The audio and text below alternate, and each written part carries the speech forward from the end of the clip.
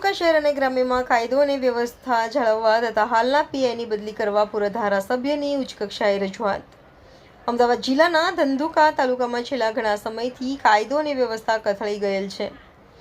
અમદાવાદ જિલ્લાના ધંધુકા શહેરમાં ખુલ્લેઆમ દારૂનું વેચાણ અને કટિંગ થાય છે. જાહેરમાં દારૂનું વેચાણ થાય છે.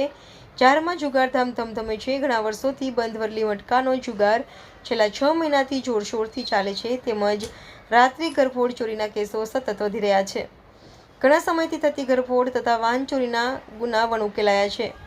એક પણ ચોરીના ગુનાના આરોપી આજ સુધી પકડાયા નથી. ધોલેરા કોર્ટના પ્રિન્સિપલ સિવિલ જજ સાહેબના ધંધુકામાં આવેલ નિવાસ સ્થાને જ તારીખ 26/1/2025ના રોજ ચોરી થયેલ. આમ ધંધુકા શહેર અને ગ્રામ્ય વિસ્તારમાં ગુનાખોરીનો આંક સતત વધી રહ્યો છે અને ગુનેગારોને સ્થાનિક પોલીસનો ડર નથી તેમ સ્પષ્ટ જણાય છે.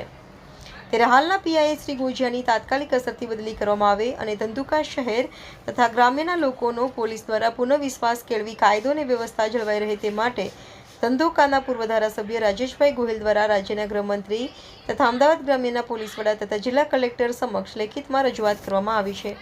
Reporter CK Barad, DT news live 24 Ahmedabad. હું રાજેશભાઈ ગોહિલ, પૂર્વ ધારાસભ્ય ધંધુકા મેન હાઈવે ઉપર ડૉક્ટર કિશોરભાઈ શાહનું ઘર આવેલું છે. ત્યાં સાંજના 7:15ની આસપાસ 3 થી 4 અજાણ્યા ઈસમો ઘરમાં ઘૂસી હથિયારો સાથે આવેલા અને ઘરમાં એમના પત્ની હતા તેમની ઉપર હિચકારી હુમલો કરી ગંભીર ઇજાઓ પહોંચાડી અને લૂંટનો પ્રયાસ કરેલ. જ્યારે અવારનવાર ધંધુકાની અંદર છેલ્લા 6 મહિના ઉપરાંતથી ચોરી, બાઇક ચોરી, ઘરફોડ ચોરી, દારૂ, જુગાર અને વલી મટકાના ખૂબ જ ગંભીર કેસો બની રહ્યા છે. પરંતુ ધંધુકાના પોલીસ તંત્ર ઉપર એની કોઈ અસર પડતી નથી.